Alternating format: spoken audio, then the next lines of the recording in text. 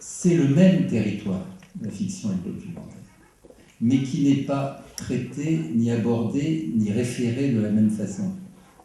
L'histoire et la géographie, c'est le même territoire, mais l'historien a ses approches et le géographe en a d'autres, mais c'est le même territoire. Le territoire ici du sens de la vie humaine, par rapport à la nature et par rapport à nos semblables. Mais les deux approches sont différentes, chacune a ses limites. Vous avez souligné très justement, Kieślowski décide de passer à la fiction parce qu'il dit « Arrivé au stade où je fouille l'âme humaine, avec un scalpel, je ne peux pas le faire sur des gens réels, il faut la protection du masque de la fiction. » Mais je pense que si vous voulez filmer la manière dont on pêche un phoque convenablement, il vaut mieux le faire avec Nanook qu'avec Sean Penn. Voilà, ça vient.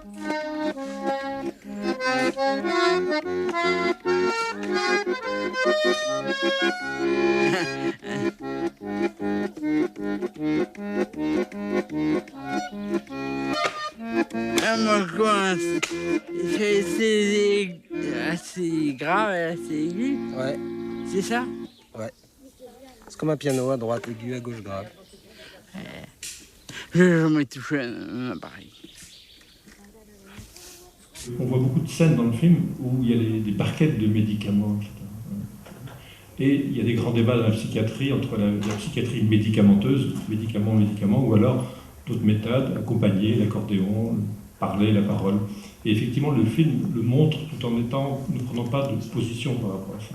Pour rebondir sur ce que disait François Caillat sur la maîtrise, c'est un film très très maîtrisé, mais c'est une maîtrise qui ne s'exerce jamais au détriment des personnes filmées. Quand on a une caméra dans les mains, on a un grand pouvoir sur l'autre. Et la question qui se pose quand je fais un film comme ça, qui se pose avec acuité, c'est comment ne pas abuser de ce pouvoir.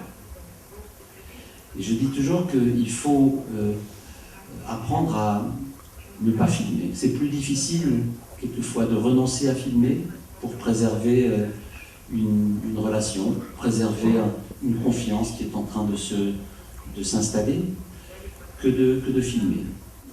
J'ai commencé à parler avec les uns et les autres. Ah, vous voulez faire du cinéma, vous voulez faire un film ici. Et je répétais inlassablement les réserves que j'avais.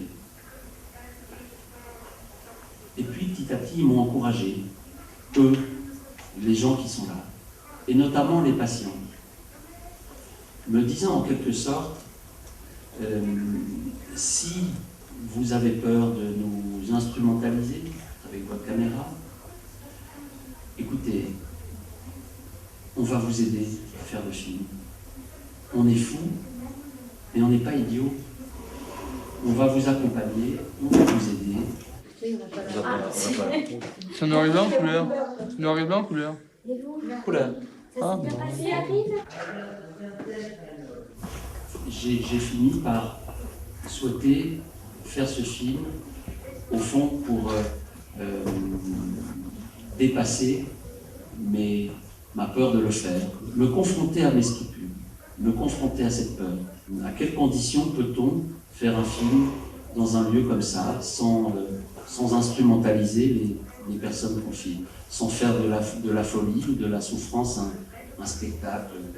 Voilà.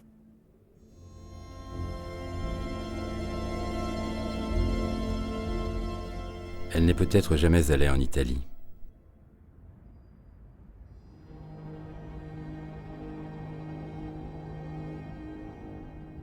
Je me rends compte qu'une jeune fille peut facilement disparaître dans la nature, s'évanouir, devenir invisible.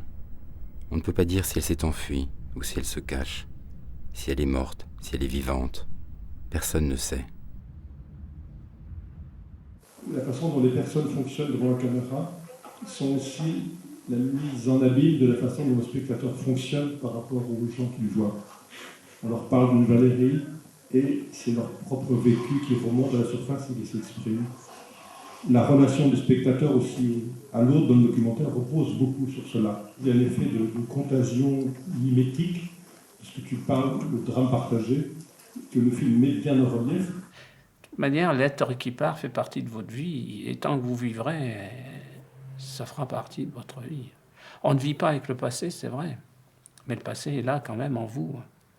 C'est pas une situation très simplement frontale comme ça, de parler avec quelqu'un dans un film documentaire, c'est pas ça, c'est pas simplement tendre un micro. C'est construire une relation qui, comme toute relation, peut se déplacer, s'ajuste. Construire une narration, c'est fait de manque, c'est fait de plein, et c'est fait de déplacement. On le voit au montage, ça, par exemple, quelquefois, quand on regarde attentivement pendant un certain nombre de fois des interviews qui ont été faites, on s'aperçoit tout le travail qui se fait en dessous et qu'on n'avait pas forcément mesuré quand on tourne, parce qu'on tourne un petit peu dans le feu de l'action, comme ça. C'est vrai que dans le cinéma, il y a quelque chose d'assez compliqué et amusant en même temps, c'est que c'est un jeu entre trois narcissismes. Le narcissisme du cinéaste, le narcissisme des gens filmés et le narcissisme du spectateur. Et le narcissisme, il faut à la fois le contenter, mais il ne faut pas non plus y céder, donc ça oblige à prendre des détours extrêmement subtils, qu'on appelle intelligence, désir, etc., et qui donnent les meilleurs films. And brought you to my eager arms. Doctor, what are we doing to protect our men at Bikini from possible harm? In contrast to the Japanese, none of our men will enter the area until it is considered radiologically safe. Il nous montre comment est fabriquée cette désinformation. C'est-à-dire que dans tous ces médias, pendant toute cette époque, on nous aura tout appris du comment, combien pèse la bombe, combien de temps va mettre l'avion pour l'acheminer, la taille de l'atoll, à combien se situe l'atoll des côtes américaines, enfin des chiffres et des chiffres, mais le pourquoi ne sera jamais effleuré. Ni au nom de qui. This bomb, as used in naval warfare, would be not only the most powerful, but the most insidious weapon ever used in history. Robert Stone travaille dans une filière, enfin dans un courant de création cinématographique qui consiste non pas à utiliser des archives pour illustrer une époque ou un propos, mais qui consiste à les remettre au travail comme ici, et donc à les questionner. Et à questionner le passé à partir du présent. Leur sens s'est enrichi, transformé et des fois inversé. Donc c'est ça ce travail auquel se livrent aujourd'hui beaucoup de cinéastes, dont certains viennent du documentaire, beaucoup, mais aussi des arts plastiques. En Allemagne, c'est Harun Farocki, Bitomski, en Hollande, Monique Endam. La prétendue objectivité, notamment la télévision, ça serait d'être là de manière la plus contemporaine avec l'événement. C'est le direct.